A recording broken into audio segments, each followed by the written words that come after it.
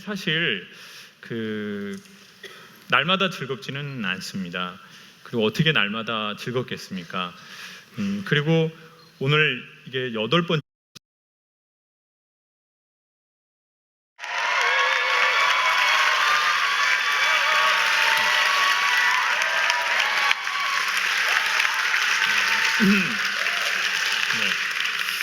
네. 감사합니다. 제가 세바시 하면서 제일 많이 받는 질문이 두 가지가 있습니다. 첫 번째는 이제 어머니들이 저보고 결혼했냐고 물어보더라고요. 그래서 제가 저랑 할 거냐 이렇게 얘기를 했습니다. 아니면 뭐 딸을 주시려고 그러는 거냐, 저랑 재혼을 하시려고 그러시는 거냐. 그리고 이제 두 번째 질문은 저보고 우리 김 선생은 그냥 말을 그냥 하려고 하는 게 아니라 재밌게 하려고 그러는 것 같은데 사는 게 강의처럼 날마다 재미있냐라고 저에게 물어보시는 게 있어요. 여러분 오늘 저 아까 이렇게 그 5분 하는 거 다 이렇게 4분 하는 거 다 들었는데 여러분 계속 이렇게 막 웃고 즐거워하고 그러시더라고요. 그런데 솔직히 여러분 삶이 날마다 오늘처럼 이렇게 웃고 즐겁고 신이 나나요? 솔직히? 날마다 이렇게 즐거운 사람들을 광녀라고 하죠. 뭐 머리에 꽃 꼽아야죠. 저는 사실 날마다 즐겁지는 않습니다. 그리고 어떻게 날마다 즐겁겠습니까? 그리고 오늘 이게 8번째 강의입니다. 그러면 저는 뭘 생각하냐면 안 겹치게 어떻게 말할까? 전에 좀 겹쳤더니 유튜브에 겹친다는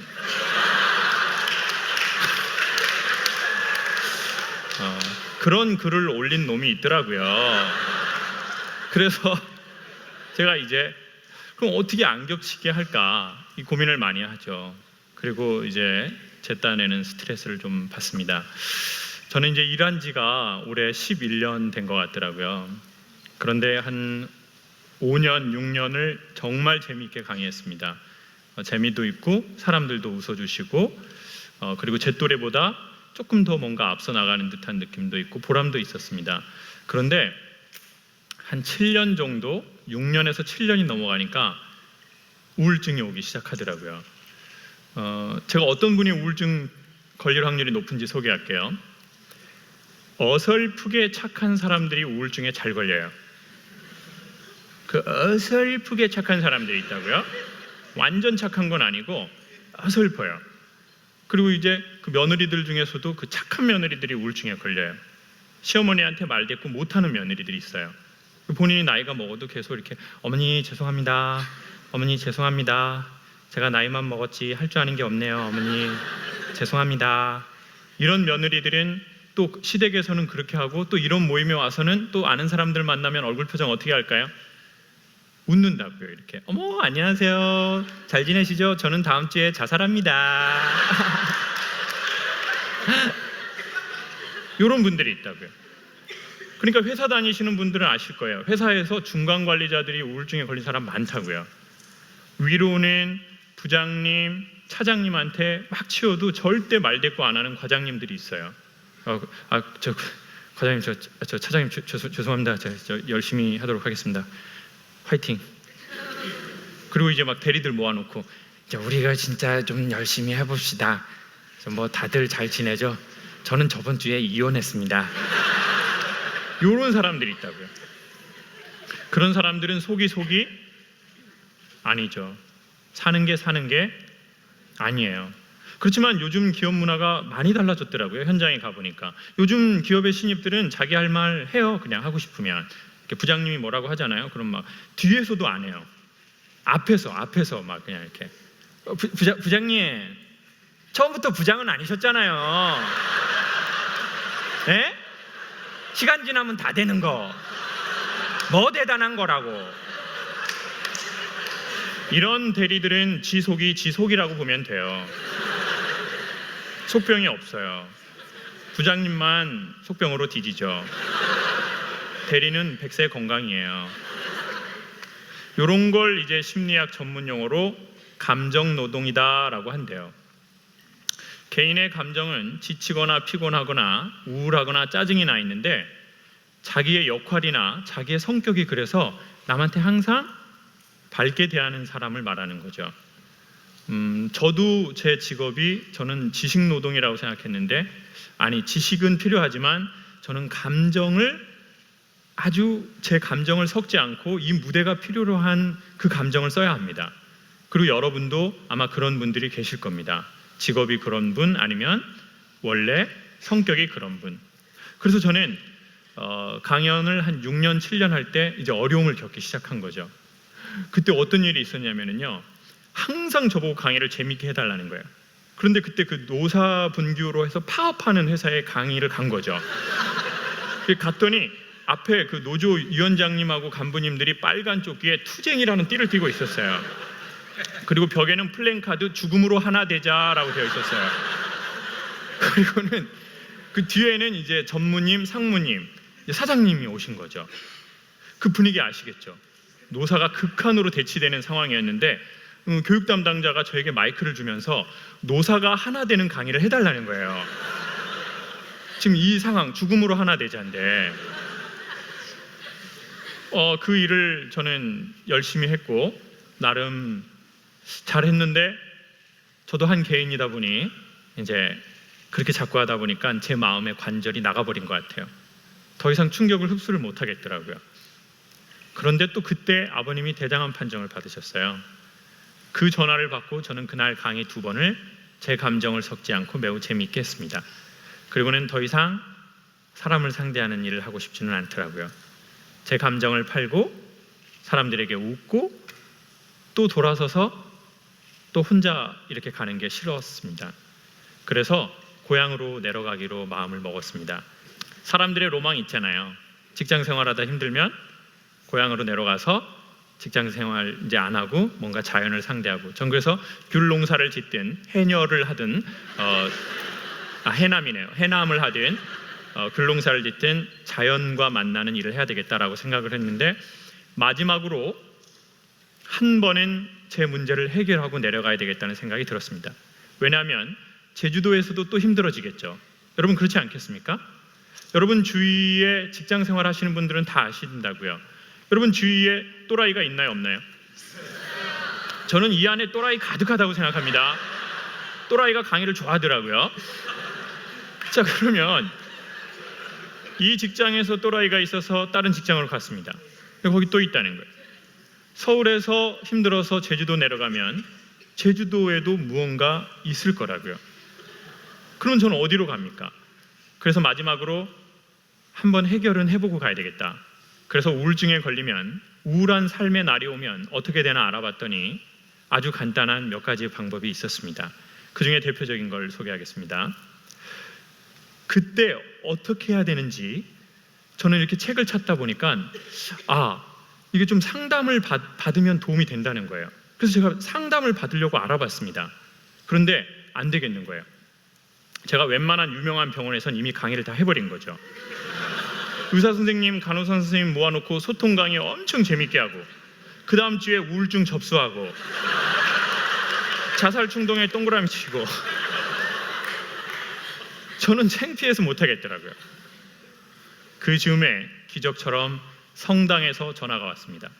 여보세요? 그랬더니 성당인데 신부님들 70분, 80분 정도 특강을 해달라는 겁니다. 그래서 제가 저 죄송합니다. 제가 그 종교적인 내용은 강의를 못합니다. 그리고 성당을 안 다녀서 분위기를 모릅니다. 했더니 강사님 아침마당 봤는데요. 아줌마들한테 한 거 똑같이 해주세요. 신부님들도 좋아하실 거예요.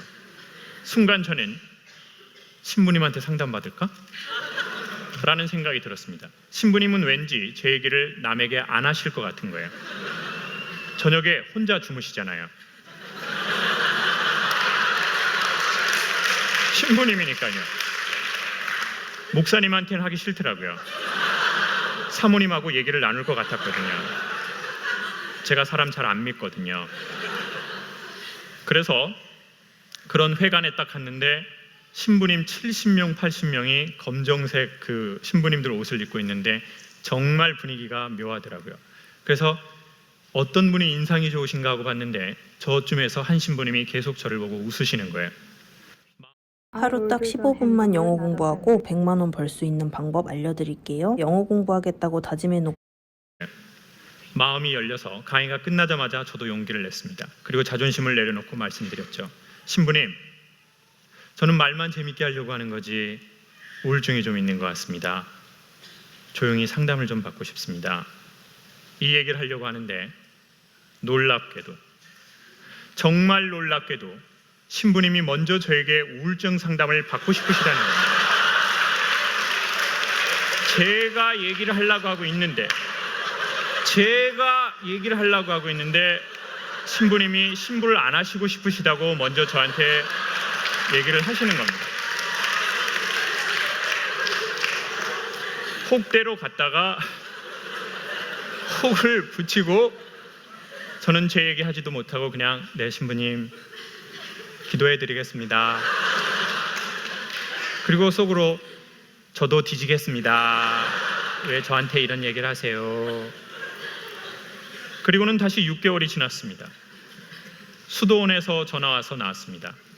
여보세요? 그랬더니 수도원에 계신 은퇴하신 수사 신부님이신데 연세가 상당히 많이 되셨더라고요. 그런데 우리 김 선생 얘기를 솔직히 전에 들었는데 조용히 올라와서 상담받고 내려가랍니다. 그래서 제가 한마디를 드렸습니다. 신부님, 그런데 제 얘기 다른 사람한테 하시면 안 됩니다. 신부님이 그건 걱정하지 않아도 된다는 겁니다. 나이가 80이 넘으시고 90이 넘어가시면서 놀라운 일이 펼쳐졌는데 친구들이 다 죽었다는 겁니다. 저는 순간 이거 성당 유머인가? 내가 이거 이해 못하는 건가? 근데 웃기더라고요. 웃으면 안 되는데 웃기더라고요. 저는 그분이 이렇게 할렐루야 형제님 이랬으면 전 안 갔을 겁니다. 근데 그분이 그 말씀을 하시는데요, 희한하게 마음이 높더라고요. 그래서 찾아갔죠. 머리는 백발, 후두가 달린 하얀 옷을 입고 계셨습니다. 문제가 뭐야? 말을 재밌게 해야 되는 강사인데요, 사는 게 재미가 있지 않습니다. 어떻게 해야 좋을지 모르겠습니다. 다시 눈을 감으시더니 한마디를 하시더라고요. 침묵을 배워. 침묵을 배워. 저는 순간 마음에 확신이 들었습니다. 아, 이게 무슨 말일까? 여기에는 반드시 뜻이 있을 텐데. 그런데 또 한편으로는 강사한테 침묵을 배우라는 게 과연 무엇인가? 그래서 신부님, 말을 재밌게 해야 되는 강사입니다. 침묵을 하면 어떡합니까? 그랬더니 신부님이 말씀하시기를 자존심의 꽃이 떨어져야 인격의 열매가 맺힌다는 겁니다. 언제까지 세상을 네 잘난 맛으로 살 수 있냐는 겁니다. 침묵을 배우라는 겁니다. 어떻게 하면 침묵을 배울 수 있겠습니까? 프랑스에 있는 수도원으로 들어가라는 겁니다. 그건 아니라는 생각이 들었습니다. 신부님, 프랑스 말을 모르는데 어떻게 프랑스를 가나요? 프랑스 말을 모르니까 프랑스 가면 침묵이 된다는 겁니다. 네 말에 답이 다 있는데. 그래서 그해 겨울, 저는 6년 동안 여름 겨울 휴가 한 번 안 간 저에게 2주의 시간을 주고 프랑스 리옹으로 들어갔습니다. 그리고 리옹에서 다시 마콩이라는 데로 들어갔죠. 그리고는 아주 적지 않은 전기를 마련했습니다. 거기에서는 아침에 산책을 하라고 합니다. 그런데 걸어라 이러지 않으시고 몸으로 땅을 만나보고 마음이 편안해지면 기도하고 싶은 사람은 기도를 하고 자기랑 대화하고 싶은 사람은 대화를 하랍니다. 그런데 저는 마음이 편안해지니까 일주일 정도가 지나서 포도밭에 앉았는데 신부님이 알려준 건 2가지였습니다. 첫 번째, 기도를 하든 자기랑 대화를 하든 거짓말을 해서는 안 된다는 겁니다. 2번째, 짧게 하라는 겁니다. 그래서 저는 포도밭에 이렇게 앉아있는데 제가 말을 못 걸겠더라고요. 시간이 좀 지나니까 정말 제 마음속 누군가가 명확하게 저에게 한마디를 하는 겁니다. 그리고 저는 그 소리를 마음으로 명확하게 들었습니다. 그래, 여기까지 잘 왔다. 그런데 눈물이 나더라고요. 제가 오늘 여러분께 꼭 한마디로 소개하고 싶은 이야기가 있다면, 여러분 여기까지 그 많은 시간 거쳐서 잘 오셨다는 얘기를 꼭 드리고 싶습니다. 그리고 여러분도 여러분 자신에게 언젠가 여유가 있으면 여기까지 힘들게 온 자기를 한 번만 봐주고 알아줬으면 좋겠습니다. 아침 저녁에 저희 시간이 되면 5분, 10분 정도 핸드폰 한번 끄고 산책하고, 산책의 끝에 마음이 편안해지거든. 저희도 거짓말하지 말고 짧게 자기 스스로에게 이야기를 해보는 것이나 기도를 해보면 좋겠다는 생각이 듭니다. 여러분 여기까지 잘 오셨습니다. 감사합니다.